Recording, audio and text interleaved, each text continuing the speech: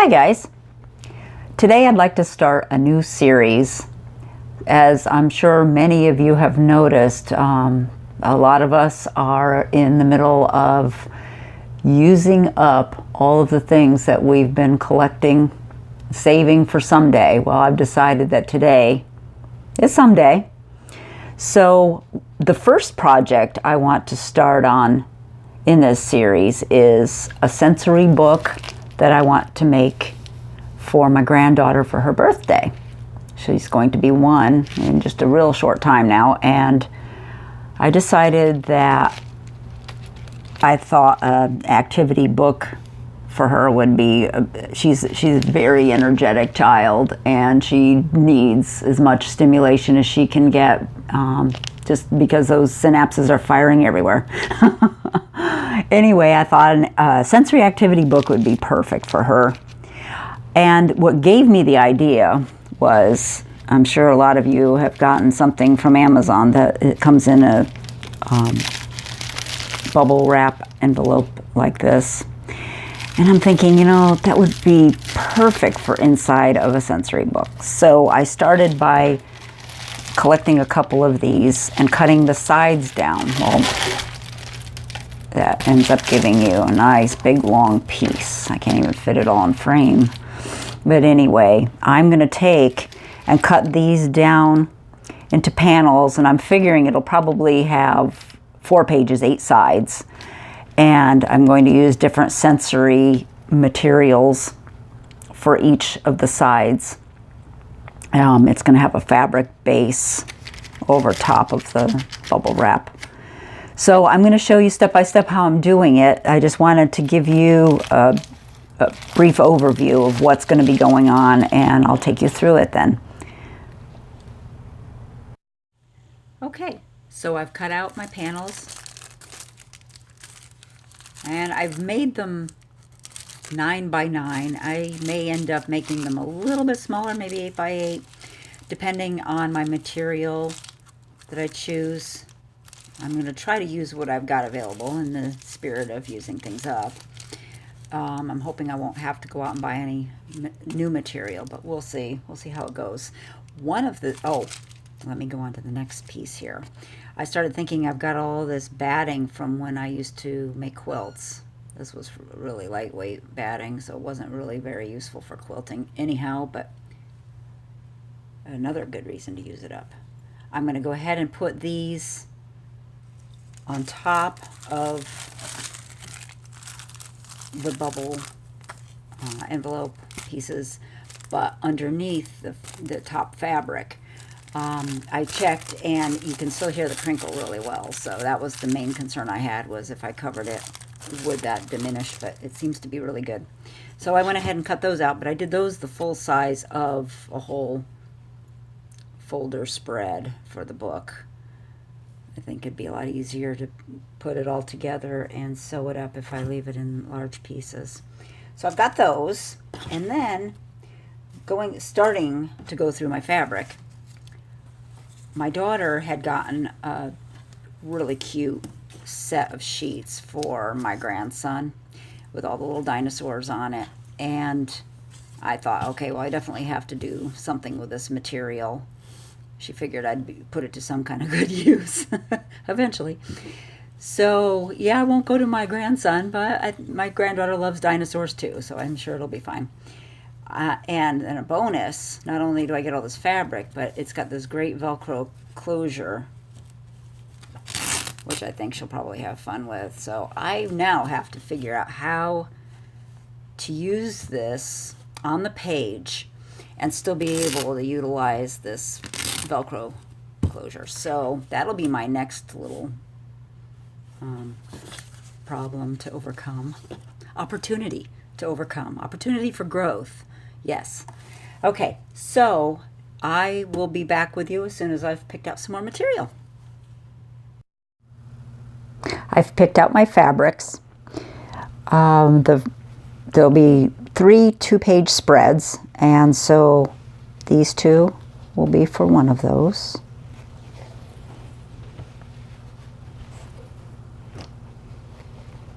And these 2 for the next one. And actually it's going to be these 3 for the third one. This will be on one side, but this will be, now I haven't done a zipper in, I don't know, 20, 30 years. I'm going to give it a try because I thought this would be really cute for a zipper to go down the middle of this page. So it doesn't hurt to try. We'll see how that goes. And then this is going to be the outside cover, front and back. It's a beautiful batik that I had visions of making a skirt, oh, I don't know, a long time ago, 10, 15 years ago.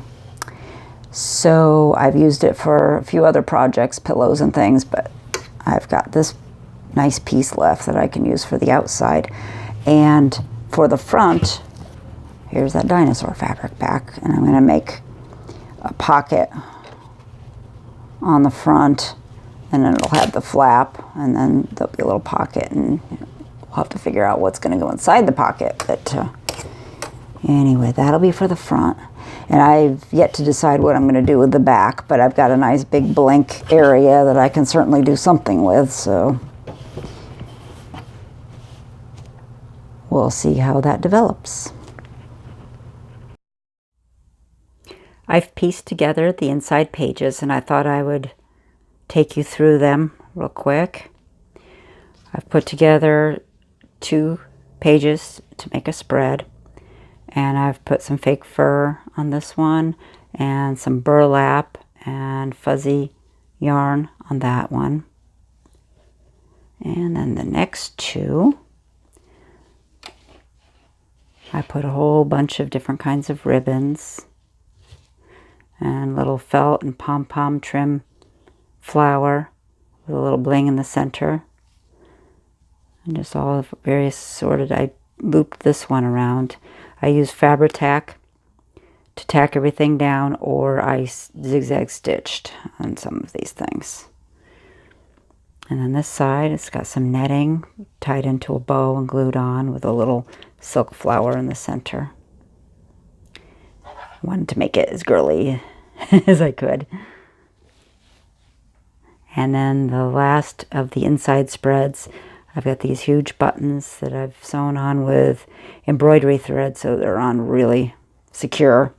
And then this one I pieced together some fabric with a zipper that was pulled out of an old jacket. It's kind of hard to do one-handed, but let me flip this down so you can see the way I did that. I backed it with another corresponding fabric, and I've got a towel for texture back here.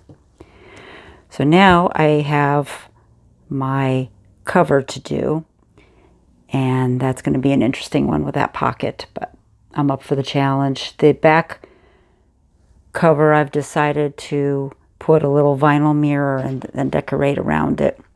I have an old mirror. I'm, you know, in the spirit of using things that I already have.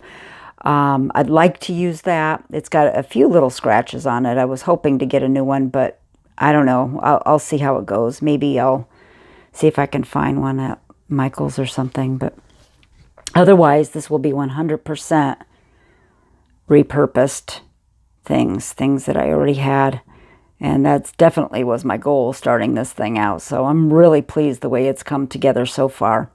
Stay tuned for more.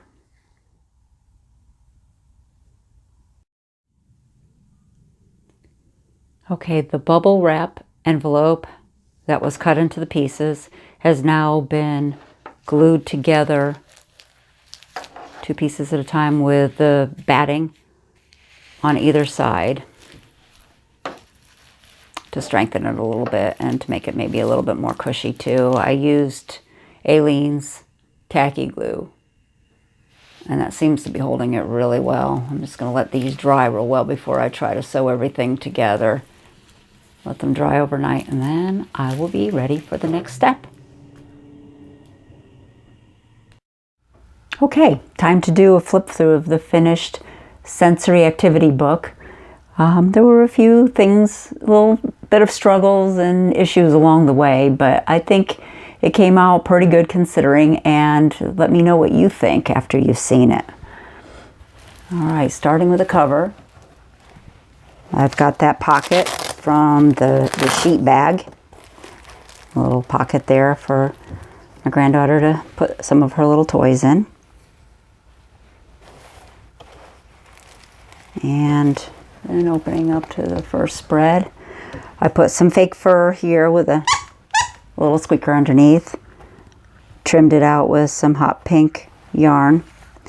And then on this side, I put some burlap ribbon with little yarn pieces for her to play with. On this spread, here's all the little ribbon pieces and the felt flower applique. A bunch of different textures. They should be fun for her to play with. And then there's different textures of these ribbons here. And then on this side, there's the netting bow. It doesn't come untied. I thought that would probably be best and safest, but it's all glued down along with the little silk flower there with Fabri-Tac. And that everything seems to be really, I mean, I've tugged on it and everything. I don't think she's going to be that aggressive with it, but it should be fine, I think. There's those huge buttons that I sewed on with embroidery thread. And the zipper pocket, I put a little ribbon pull on it. And it's got the towel texture underneath for her to feel. And then on the back side, I embroidered some little kitty faces. Those are whiskers. They they bunch up. Anyway, with the little mirror, I was not able to find, I went to several stores and gave up the quest and figured, well, one will be fine. It'll probably get scratched up on the cover anyhow. Considering what it's being used for, I figured it was perfectly fine the way it was. So as far as issues went, well, I had sewn the pages together 2 by 2. Well, when I had done it, these two were together and those two were together. And then I realized that's not going to work. I'm used to using paper to make my books and they go together in a very different way than fabric around bubble wrap goes together. So I ended up having to pull these apart, and then I ended up sewing this one to this one and that one to that one, and then I had to flip it around. As far as the way I put this together, after I did that, I took and sewed up along right sides to right sides. I sewed along the top and along, well, actually 3 sides. And then I made it almost like a pillowcase. And so I pulled it back out, so the right sides were out. And then I had to shove the plastic inside all the way. And so they ended up with 2 of those. Well, my next thing, and it's just going to stay this way because there's no way I'm going to be able to, especially not considering her birthday's this week. But if I was making it again, and for you guys, if anybody wanted to try to make this one about a half, well, and ending up being about 1 inch shorter than the cover pieces. In other words, a 1/2 inch for each of these shorter. As you can see, because of the bulk here at the binding, these end up protruding out further. And see, I know that from paper, but it's usually not this obvious because paper is nowhere near as thick as all of this, of course, is. So that was another issue, and I've just decided I'm fine, I can live with it. I don't think a 1-year-old's going to be that critical. I'm just guessing.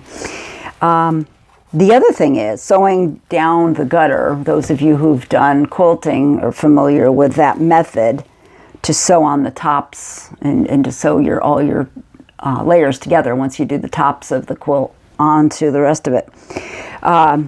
You want to sew right into the gutter. Well,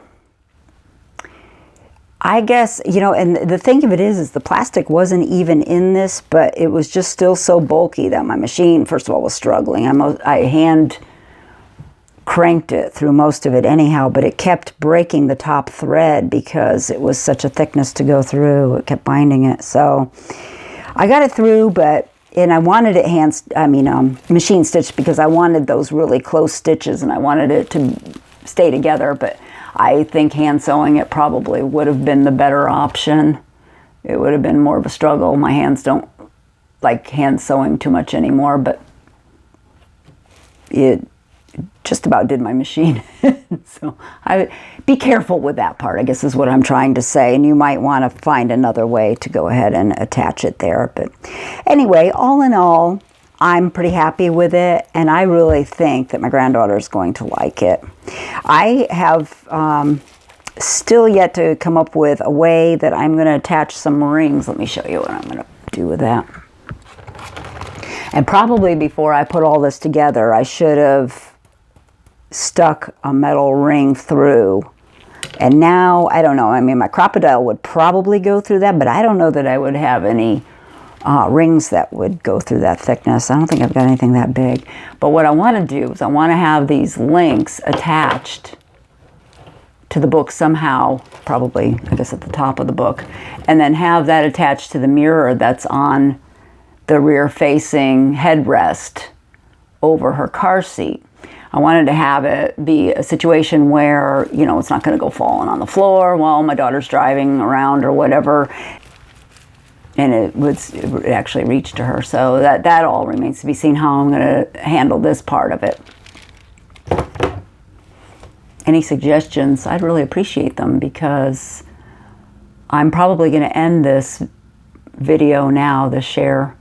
And so anything that you can contribute to this, to finish out this, I would really appreciate it. And if anybody has made one before and they can offer suggestions that, you know, anybody else would be able to benefit from, probably I'll never make another one, I'm just telling you. It was a lot of work, but it was worth it for the reason I'm doing it. It's just to do it again, probably not. There won't be any more one-year-old after my granddaughter, so. Anyway, thank you so much for watching, and I hope that you've enjoyed this little project share. Bye.